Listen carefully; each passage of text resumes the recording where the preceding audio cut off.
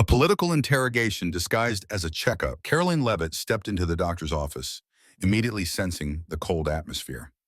But it wasn't just the sterile hospital air. It was the tension lingering in the room, waiting to explode. The doctor, dressed in his white coat, barely glanced at her medical file. His real interest wasn't her health, but her politics. So, Caroline, you're known for being a Republican, a Trump supporter, right? Do you really think he's the best leader for America? He asked with a smirk. Caroline blinked, slightly raising her eyebrows. Was this a checkup or a political interrogation? She crossed her legs, settling into the chair. The real question is, are the Democrats actually moving the country forward, or are they just feeding the people pretty lies? She countered. The doctor let out a sharp laugh. Oh God, don't tell me you're about to start preaching election fraud conspiracies. He tossed his notepad onto the desk. Caroline narrowed her eyes. You liberals are all the same, preaching tolerance, but the moment someone disagrees, the condescension starts. The room fell silent for a moment, but it was the kind of silence that came right before a storm. The fire grows hotter. The doctor leaned forward, his expression dripping with disdain. Caroline, Republicans always play the victim, but the truth is Trump and his followers are dragging America backward. Women's rights, immigrant rights, equality. You're against all of it. Caroline took a deep breath. You love reducing everything to simple narratives.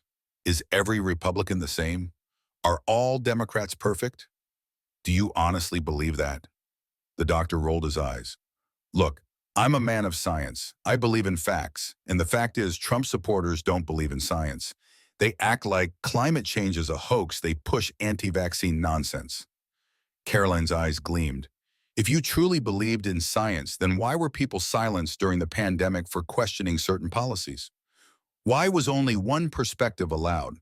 Science is supposed to be open to debate, isn't it? The doctor slammed his fist on the desk. This is ridiculous. You're twisting reality. Trump and his bootlickers are ruining this country, and you're part of the problem. Caroline let out a small chuckle. And that's exactly why you're losing. Because of arrogant people like you. The doctor's face turned red with rage. The breaking point was near. The doctor loses control. The doctor slammed his hand on the desk again, this time even harder. The sharp sound echoed through the room, underscoring the tension between them. His face twisted in fury. He had completely abandoned any sense of professionalism. Do you even hear yourself? Trump and people like you are destroying democracy. When you lose, you cry about election fraud, he shouted. Caroline blinked, utterly unfazed. She leaned back, crossed her arms, and gave him a cold stare. You Democrats are all the same. When the people don't vote your way, you call them ignorant. The media is on your side, big tech is on your side, universities are on your side, and yet you still act like the victims. Pathetic. The doctor clenched his fists, pacing back and forth. Enough! I'm a scientist, and you're nothing but a brainwashed Trump lackey. I refuse to treat you. Caroline raised an eyebrow, an amused smirk forming on her lips.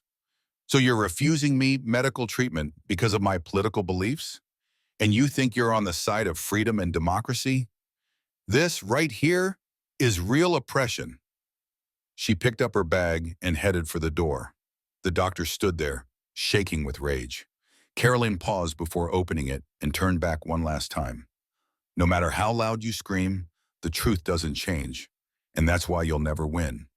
She slammed the door behind her, leaving the doctor seething in the middle of the room.